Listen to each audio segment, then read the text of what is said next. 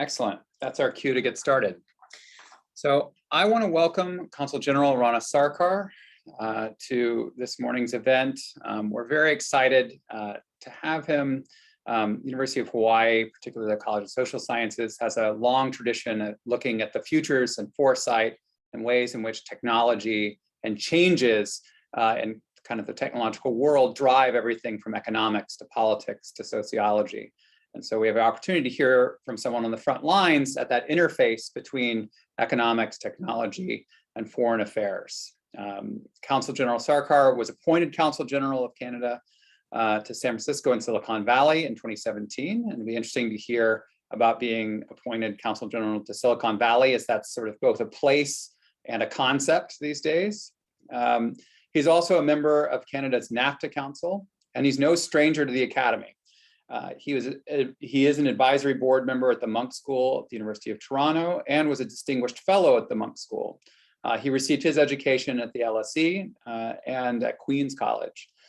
So we're very excited to have him, and we just want to say thank you for taking the time out of what I'm sure is a very busy schedule to talk to our students and give them some insight in what that world looks like. So thank you. Thank you. Is this the part where I speak? Well, thank you so much, and for that delightful introduction, and thank you for all of you for taking the time and for being present right now under circumstances which I know are not ideal. I'm coming to you from San Francisco, which is the traditional territories of the Ramaytush Ohlone people and the coastal Mi'kmaq, who are the past and the present and the future guardians of this land. And I am coming to you in the midst of obviously a global pandemic, and in the midst of extraordinary geopolitical and geo-economic change that all of us are grappling with in various ways. And as the introduction nicely laid out, I was appointed here in Silicon Valley.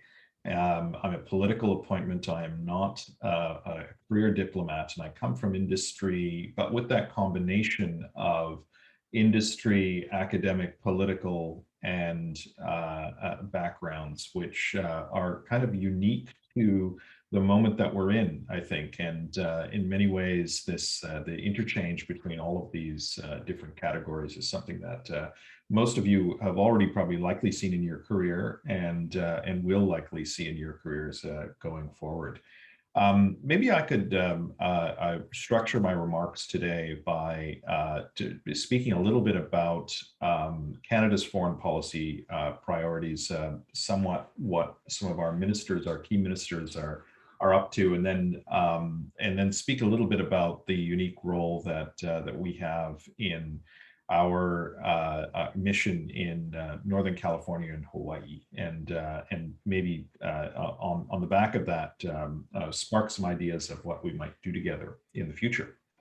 I will say that we, in terms of where we are as a country, we are where everyone else is right now, grappling with the extraordinary set of confluent crises in the world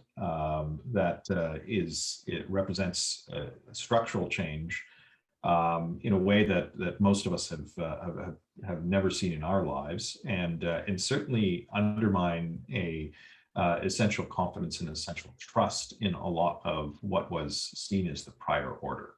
And we're in the midst of recreating a new order, but we're very much in the fog of that creation. And in some ways, that some would look at that as potentially one of the most unmooring and challenging moments that they could conceive of, and others would see this as a moment of extraordinary opportunity as well.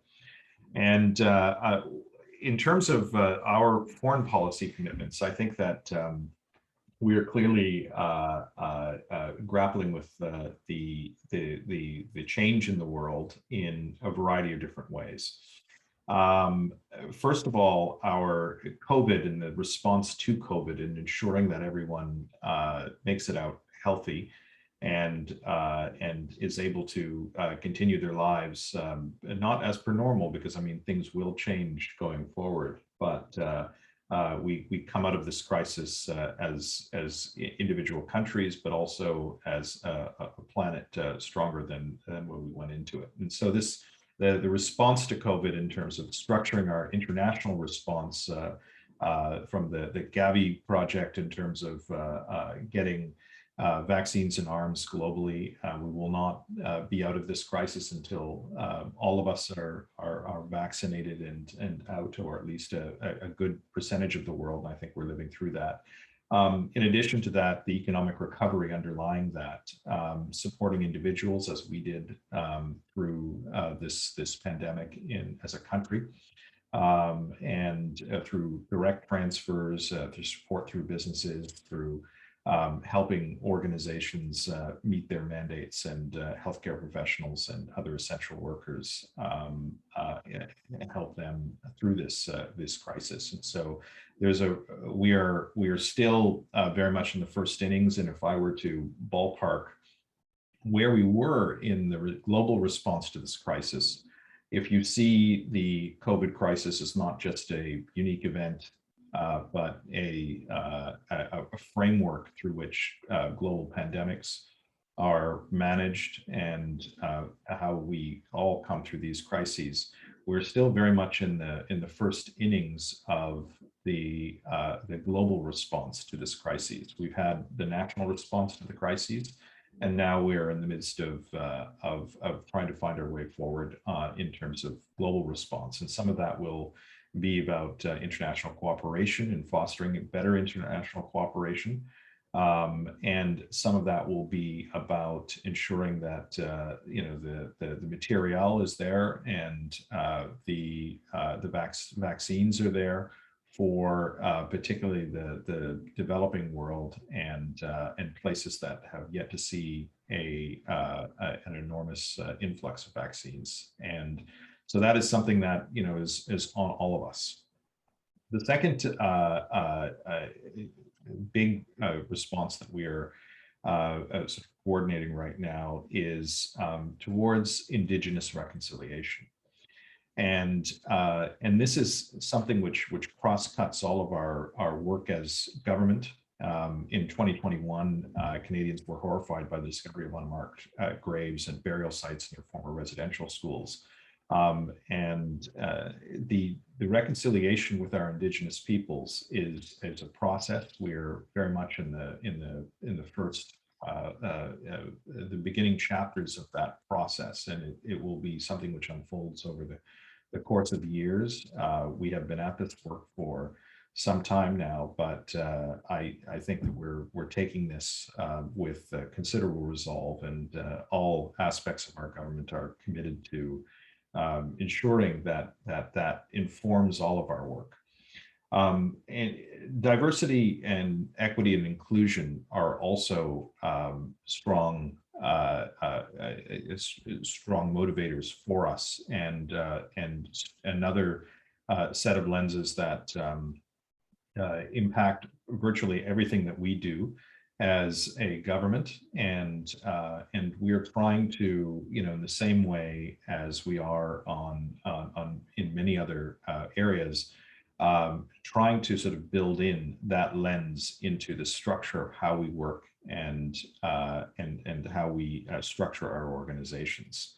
That said, Canadians are actively looking to incorporate these new diverse views into the structure of their organizations.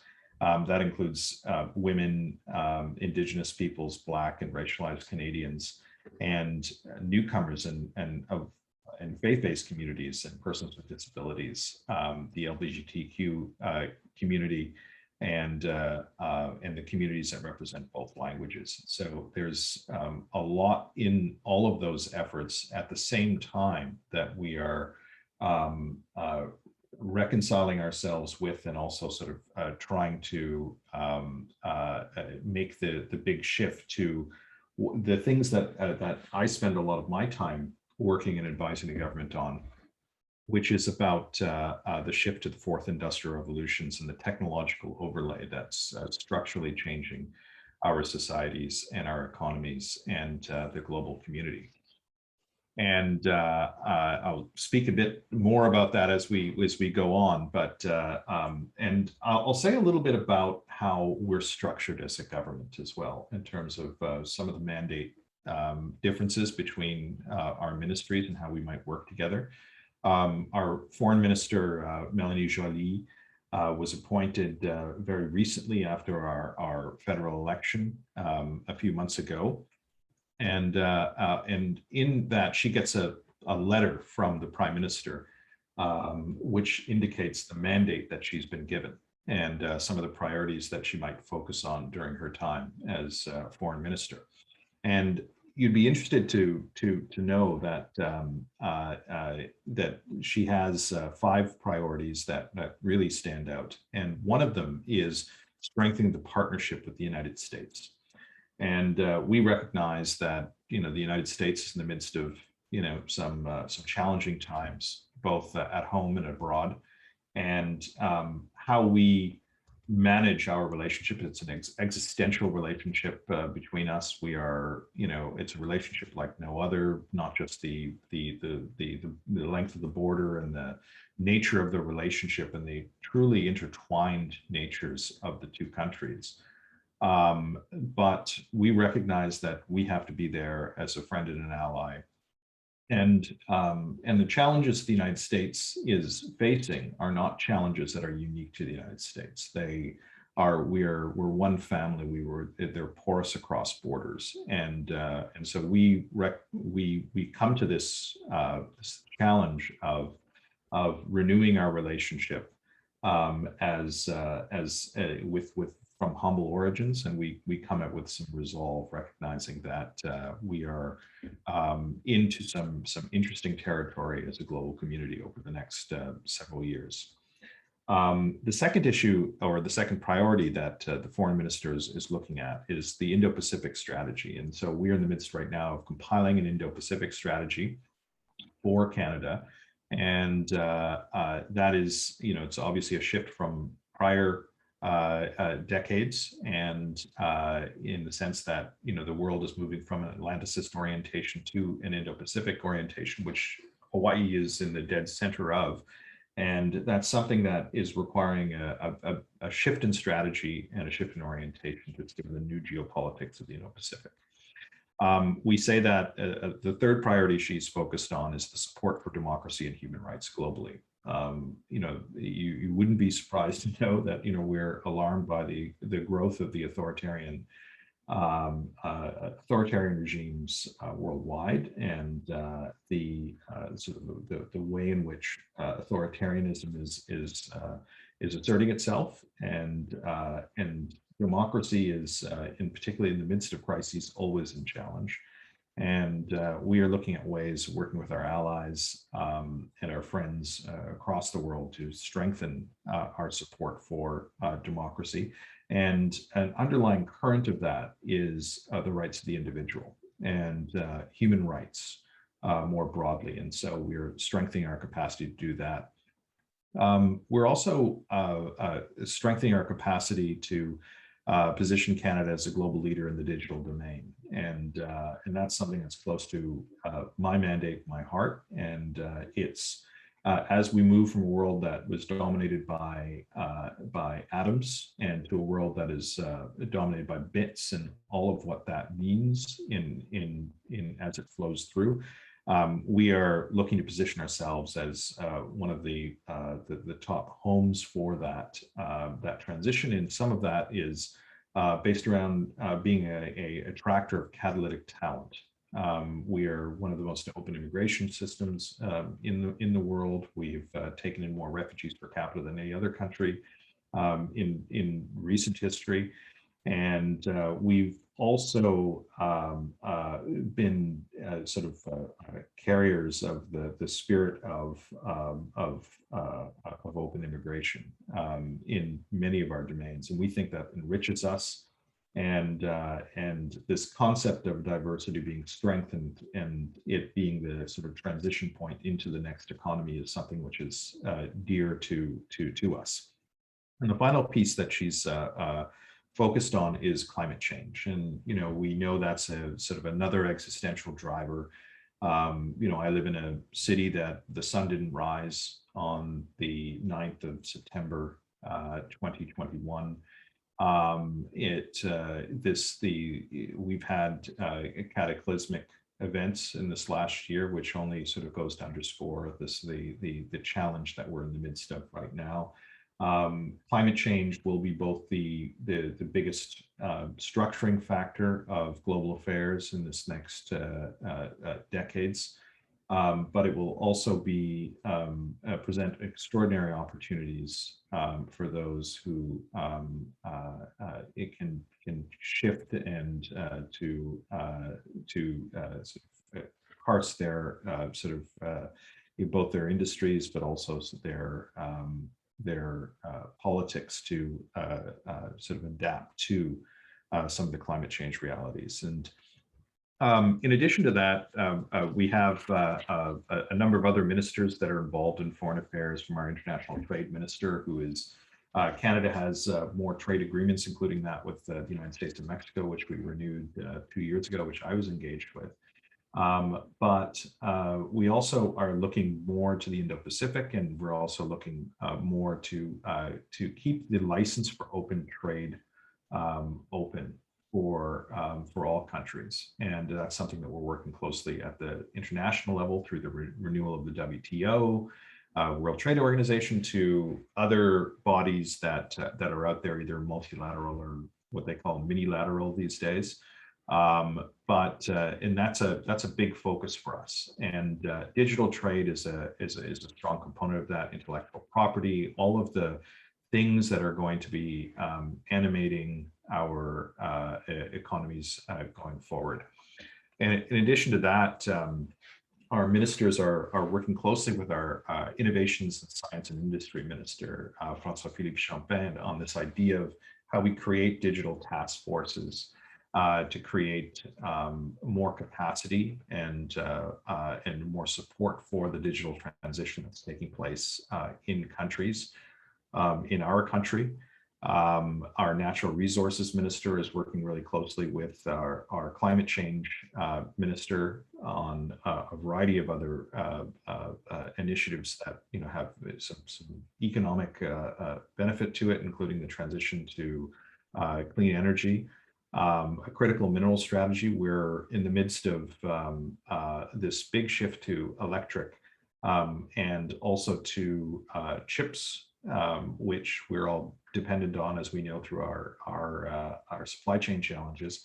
And that's something which Canada is rich with, and those critical minerals that are required for batteries, electric batteries, and also with chip technology. And so we're looking at developing some new standards, breakthrough technology that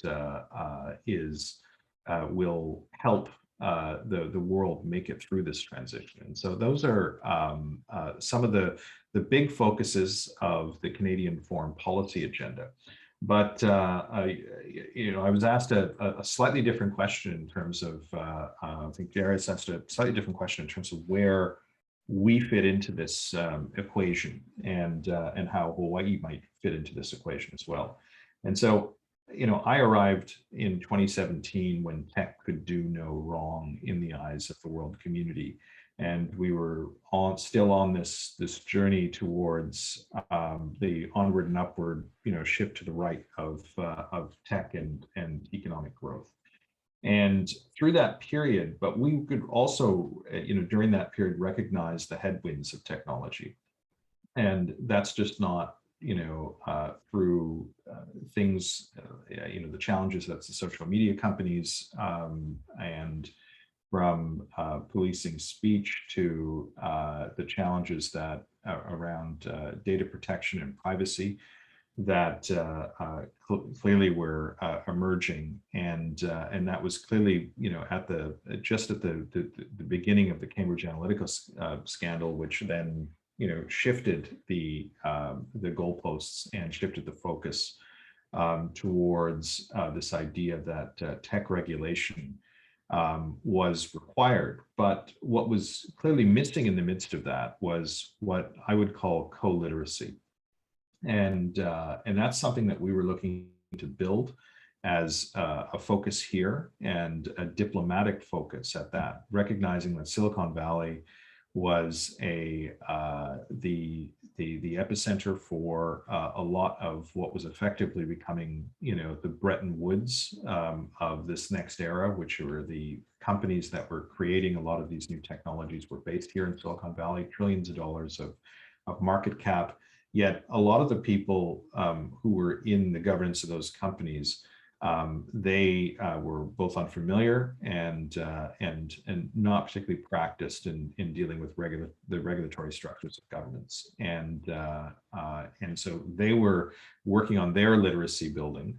And while at the other side of it, governments themselves were learning about how they could develop their own literacy.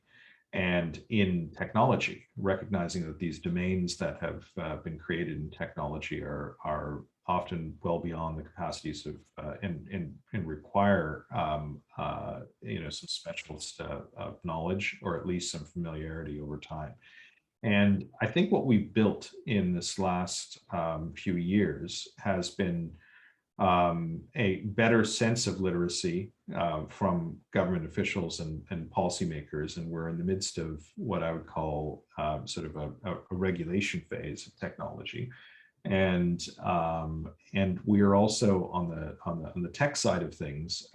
We have seen the growth of much more sort of a human-centered movement, a tech and human rights movement, a movement amongst workers within tech companies that have made them much more cognizant of the issues and of their responsibilities in terms of building the next things.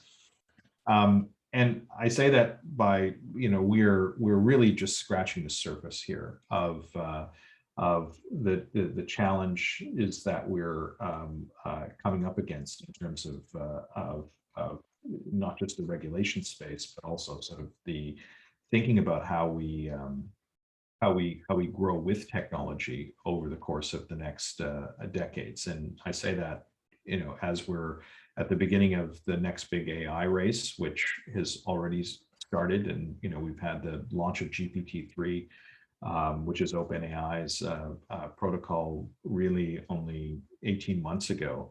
And now we're on to, which has already yielded extraordinary results and surprising results for many. And that's just one example, the Google DeepMind projects to others that are out there that are just give an inkling as to the power of AI technology and the power of AI technology to transform economic and political space. And in the midst of that, obviously, geopolitical and geo-economic competition around AI, and then that bolstered by quantum computing and all the amazing breakthroughs that have happened in quantum, and likely next phases in quantum.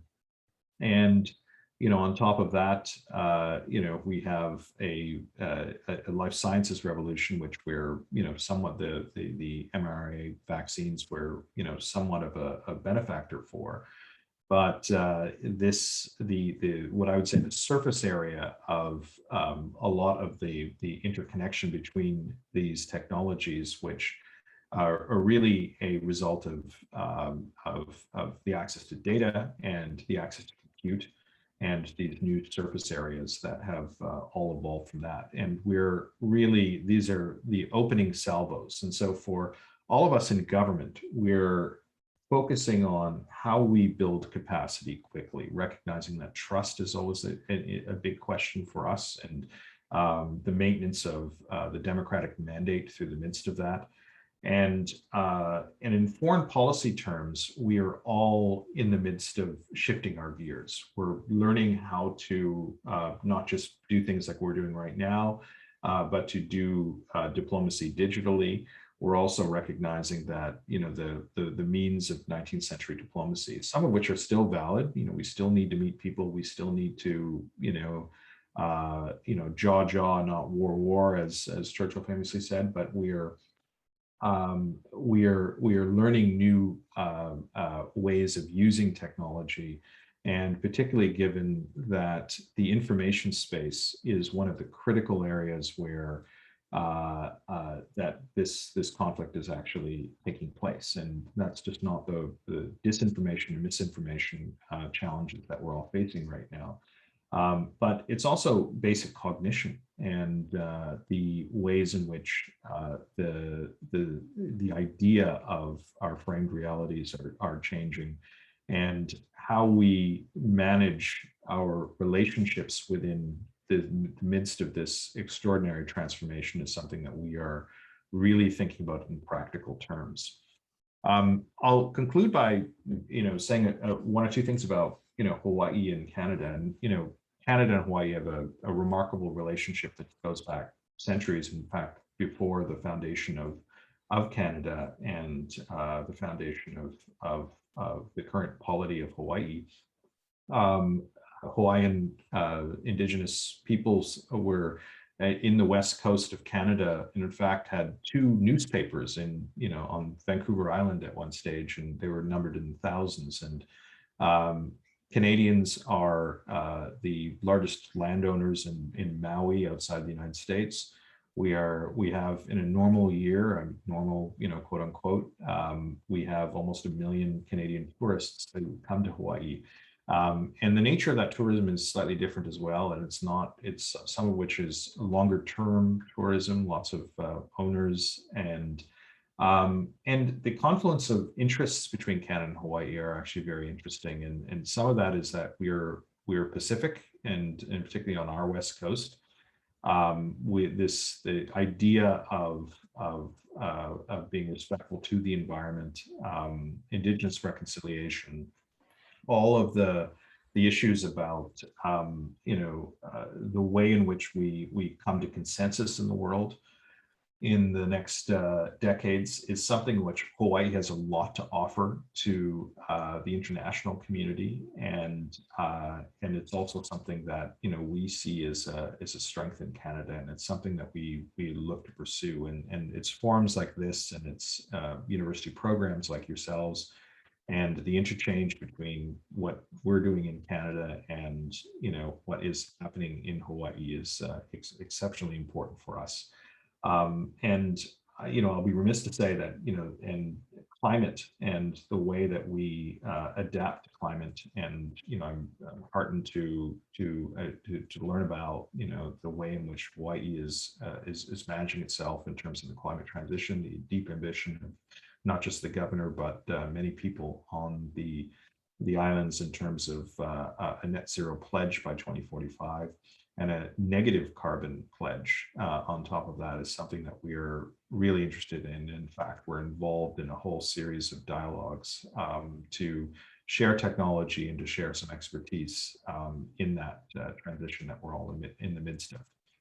I will leave it at that, and it's been an exceptional privilege to speak to you, and I will open it to questions, and hopefully we can spark a dialogue.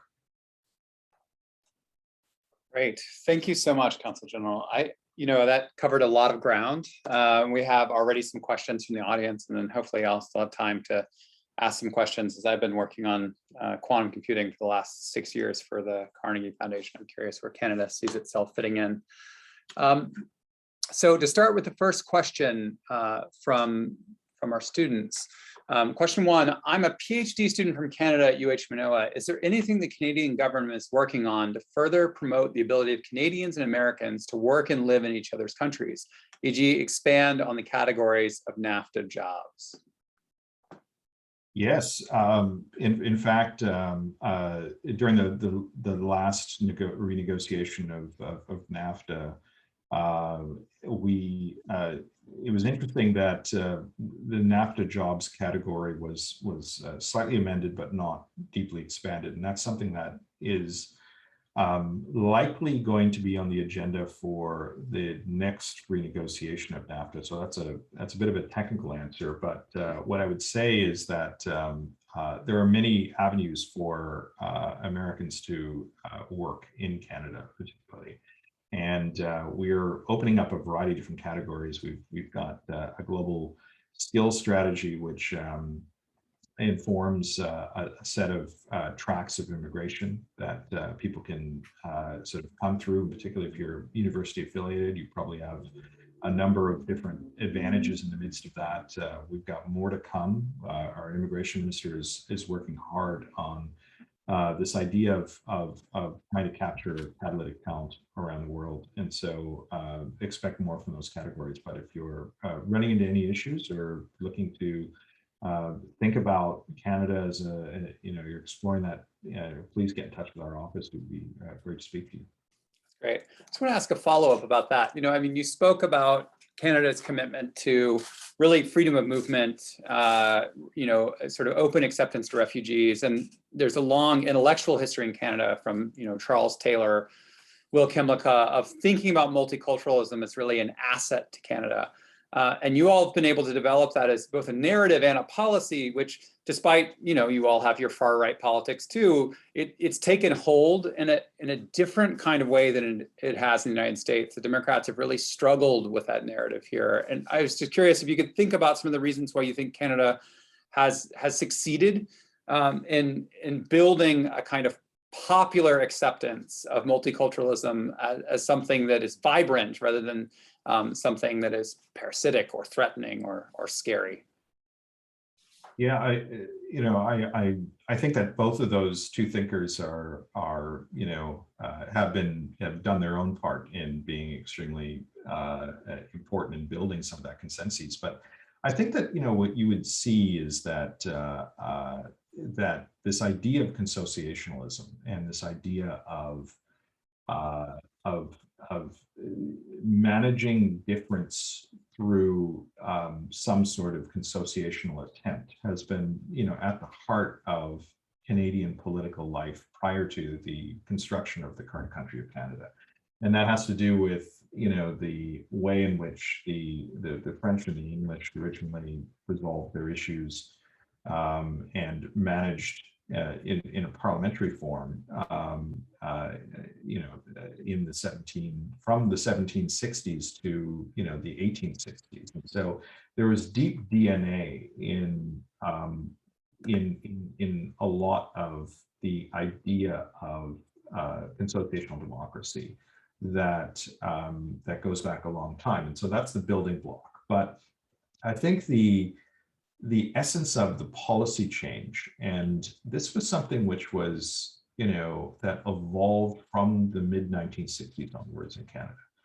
And it was a deep political project in some ways of tying this idea of diversity being strength versus weakness as something which we built into many of our institutions. And it also, through the creation of the Charter of Rights and Freedoms in 1982, to the way that courts have interpreted sort of rulings, to the way that, and as a country, it's a trading country, which we're not growing, based on reproduction, we're growing through immigration.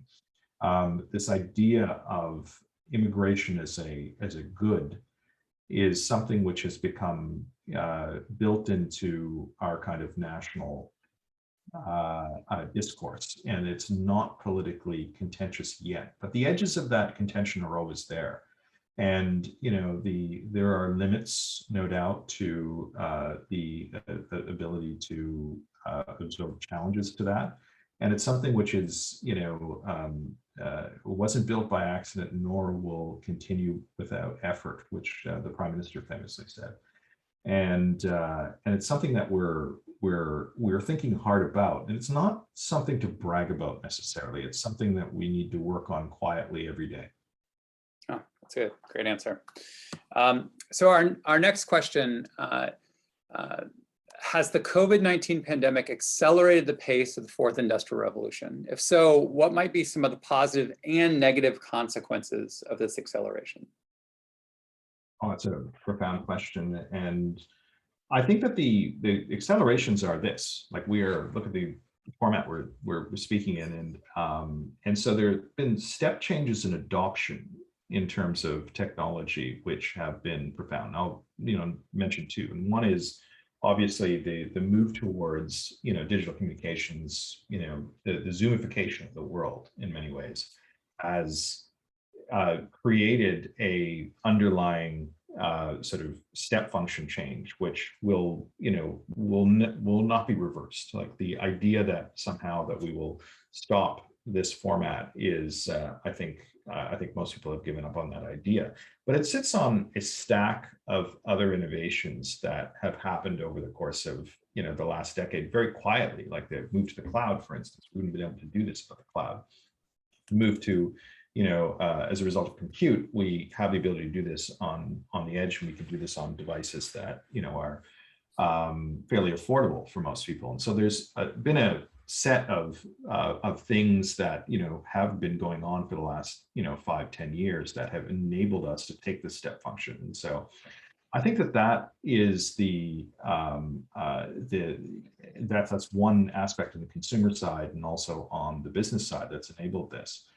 On the governance side is actually quite interesting, and it's something that I'm familiar with. Is that we went to basically a government which essentially was meetings and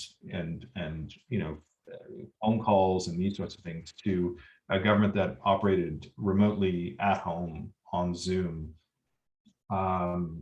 Like everyone else, like we did this rather rapidly, and that has made profound changes in the way that we govern ourselves as a country. It's changed. We've had Parliament for the first time meet online, which is I expect innovation like that to continue. And as a result of that shift in government capacity, and also the ability to deliver support to people digitally through their apps, and that's something which wouldn't have been possible if we wanted to make happen 10 years ago. And so I think all of those step function forcing functions for any technological adoption have a multiple fold effect that are extremely difficult to really quantify. But when the step function happens, it happens. And climate is another example where you'll likely see the next big step functions come as a result of some climate events that will likely to take place. The downsides is that we still don't know where we are. Like this is, trust is an enormous component in any type of big collective endeavor. And the ability to maintain trust when people have the perception that virtually anything can change is a real challenge. And the second challenge is just maintaining the integrity and the efficiency of those operations. And we still don't know yet how people will get promoted, and how they'll interact, how careers will grow in a majority digital environment, or in these remote only companies. And these are enormous cultural shifts that are taking place that we have still yet to absorb. So I think that those are some of the two challenges or structure of challenges that we're facing. I want to push you a little bit more on the negative side, because the next question is about the ways that the kind of just very rapid capital intensive investments from not just technology, but technologists have come to drive policy change in some ways that people feel are undemocratic, that they've used both either their wealth or the necessity that they represent to governments for these step changes to influence policy. So for example, some of the great social revolutions in both the United States and Canada have required people putting their bodies on the line, right? Civil rights required civil forms of disobedience, of interrupting spaces. Indigenous movements in Canada similarly to get themselves on the agenda in particular ways, have had to occupy spaces to be heard. Zoom makes it very easy to have deliberation, but it also allows for the centralization of muting people, of removing people from meetings in a way that you can't do when there's a physical body there. And so I wonder how Canada is going to negotiate this tension for expediency, efficiency, capital investment, and growth on the one hand, and then that tradition you spoke of building multiculturalism and deliberative democracy every single day, which at times is at odds with that kind of Silicon Valley narrative of, from here to Mars with an iPhone. Yeah, I'm not certain that those are two polar opposites in some ways. Like, I mean, one side you've got Silicon Valley, which is doing what Silicon Valley will do, and the kind of libertarian, techno-optimist sort of view of the future, which is now tinged with, a few other qualities in the midst of that as well. That will continue to do what it continues to do, with caveats, in the sense that it will require, for instance, some of the larger players in that space are going to require the consent of the people that work there and the people that are really fueling this next race. And what's interesting, I find, and maybe a great encapsulation of this is the whole movement around Web3. And on one hand, you've got this idea of Web3, being a what the internet was originally thought of as a sort of a completely open but equally owned deliberative forum that had its own form of currency. The idea of being able to sort of come together and sort of create things with others. There was composability, that you could, you didn't own that asset, others could, build on top of that asset. And all of those principles, which were the original ideas of the so-called open internet, that, Web3 technically enables that. And, particularly, given you've got a currency at stake and you've got composability, the ability to build on others' work.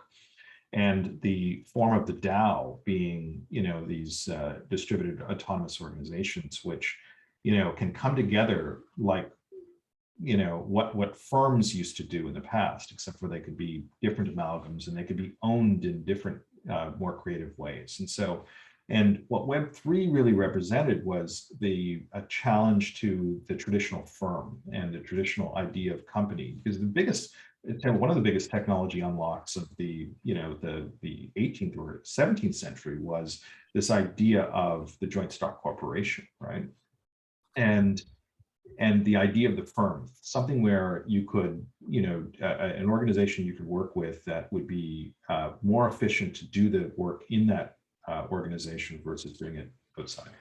The Web3 technically enables you to sort of unlock all of that or unpack that, and the crypto space more broadly. But we're also wrestling with this idea that currently, if you look at the ownership blocks of crypto communities, a lot of that is being held by very centrally by a small number of actors, and so there's a real democratic deficit within these own spaces. So there's a challenge. I think that's the essence of the challenge, is to figure out where governments and where not just government, because I think government is it's a very particular type of agency, but where we as citizens come down on these issues, and how we can develop a cadence where between these virtual worlds and not just activism and the work that we're doing in these virtual worlds, but with the real world itself. And so I'm one that believes that the real world, the so-called the in-person world, is still going to be a significant site of a lot of both political decision making. And I go back to one of the most interesting forms of political decision making that I've seen recently is this idea of citizens' assembly, and this idea of rather than sort of parking things within politics and representative politics, taking some decisions and creating forums where citizens who could come together either by lottery or by other means, we come together and produce some interesting conversations that result in products. And so there's a whole flourishing of new potential forms of in-person activity that are just outside of the bounds of traditional politics right now. No, that's exciting. Yeah, it seems like that's the balance, because obviously, joint stock corporations overcame collective action burdens and raised capital in exciting ways, but they also finance settler colonialism, right? So there's some balance that has to be found there around democratic accountability. So I have a question. You're right on the forefront, as is Hawaii, of the changing Indo-Pacific sort of security environment, right? And we have this recent either divergence or parallel between AUKUS and the Five Eyes, right? Canada and New Zealand are sort of noticeably absent from AUKUS. And I'm curious, because we have to be on the front lines of any failures or successes here in Hawaii, and Canada does too, as a middle power that's somewhat wedded to the United States. Does that divergence give Canada new kinds of strategic flexibility, hopefully maybe to push the United States in certain directions, or does that seem like a constraint? So, look, I mean, I won't get ahead of the government in terms of their the decisions regarding some of these new minilateral forums. And Five Eyes is not minilateral, but it is a grouping, and it's been quite useful in many ways. And but I think that we're likely to see a lot of innovation in this space and in between these allies. And where I would say that the through line is there is a through line based around democratic countries, around the pursuit of rights, the pursuit of open trading orders, the pursuit of many of the values that were so-called Western values in other ways versus authoritarian values. And so, but I'd say that the additional options. So these are not old Western clubs necessarily, and the more we sort of move towards seeing them that way, I think we miss the real opportunity in some ways of forming new types of alliances based around values that are inclusive by nature, and that take it's not a coincidence that we lead with gender, we lead with diversity and inclusion as offensive characteristics of what makes us and our coalitions attractive to people. And so we come at it from those values, like what is effective and appropriate to the context in places like the Indo-Pacific, but also what is attractive and where we can be useful in crisis needs, and how we can in the long run draw people towards us, and that will be done through ideas of inclusiveness and ideas that that places like Hawaii are at the center of, and in a way that it's kind of like that unappreciated asset that hasn't been properly as my friend Mark Carney, the former governor of the Bank of England, Bank of Canada as well, wrote a book recently where he kind of surmised it by saying that we know the price of Amazon, but we don't know the price of the Amazon. And surmising that whole idea that we're not properly pricing natural infrastructure, we're also not properly pricing democracy and democratic inclusiveness as a process. And that is the kernel of any type of future superpowerdom slash authority in the world will come from the confluence and the appreciation of both those things. Yeah, no, I think it's very telling. We have another question, it's sort of a bigger question. What seems like the most optimistic avenue for how technology can positively impact diplomacy in the near future?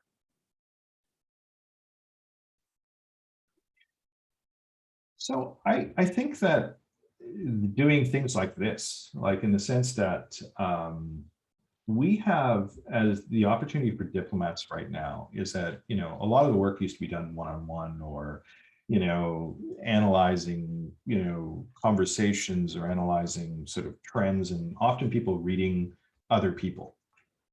I think the opportunity now is for us to use technology to understand in aggregate a lot better, in the sense that, it's not just through sensing technology and, all of the kind of data inputs that we're getting from, things like satellite sensing and real geography and what's happening in the world, and our ability to sort of understand meta trends through data analytics and through, understanding what is actually taking place. And so our ability to get like really good primary data is exceptional. And right now we've got a lot of data. The analysis is the next trick, and the ability to sort of take that and sort of make sense of it is the next trick. The second is the ability to sort of directly communicate, without a lot of the movement friction that we used to have in the past. And so it's things like this, like, we can do these, our ministers now and our diplomats now are like, they're speaking to, a ton more people. And that is, something which is enabled by technology. I think that this idea of, public diplomacy as, sort of a growing field, in the sense that, the ability of countries to help project their, sort of their, not just images, but sort of their messages and have a real genuine back and forth, is something which, we're really at the beginning of. And so we've got a lot of our traditional diplomatic infrastructure still looks a lot like, it did, a generation ago, and it's going to take that generation change and that shift, and which we're in the midst of right now, to really sort of change the architecture. That's great. Well, I'm going to synthesize a few of the last questions and give you one last question to end, as we're kind of coming up on time. I have a number of questions about what role universities broadly, but also the University of Hawaii can play in partnership with Canada to build some of the solutions to these problems, and also opportunities raised by the Industrial Revolution, or rather the Fourth Industrial Revolution, immigration and diversity, and also someone said right-wing nationalism. Where do you see the opportunities for partnerships with kind of the academic world and Hawaii as a place where you also have responsibilities?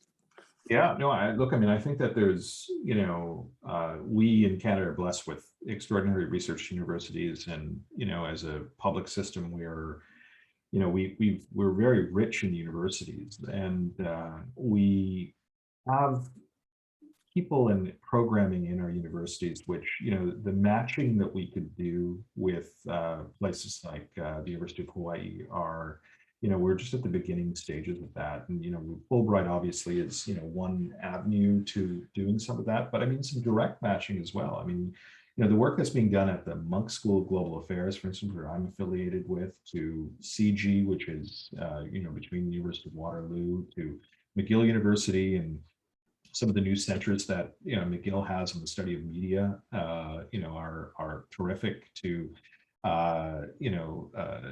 to partnerships of the University of British Columbia, for instance, University of Victoria on climate, and there's extraordinary scholars with and the scale of the universities and the ability to sort of reach out to those scholars is doable between Canada and Hawaii, and it's something that that's something that we could do together. And what I would encourage everyone to do is have a look through, like pick 5 or 6, Canadian universities and have a look through what they're doing. And if there's anything that's appealing to you, like let's just reach out and, directly do some of that, those connections, and we'll make that happen.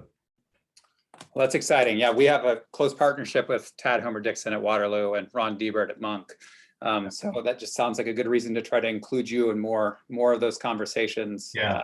So well, both Tad and Ron are, they're, Ron's a good friend, and we obviously sort of are fellow travelers on a variety of different topics. So indeed. Well, I just want to thank you so much for taking this time out of your day and giving our students an opportunity to really interface with you. And I hope as COVID wanes and our technologies get better at managing it, we can have you here in person so that you can meet more of them face to face and get to know the community that we have here. So I just want to ask everybody to sort of join us in thanking, a lot of virtual clapped hands, something maybe we can get the technology better on soon. So thanks everyone for coming and for the excellent questions, and thanks to the Consul General for being so engaging and open about a number of hard questions, which I think, I hope we can build a stronger partnership for taking head on. So thank you, everyone. Thank you so much, and thanks for that excellent moderation. And I really like those glasses; they're fantastic. Thanks.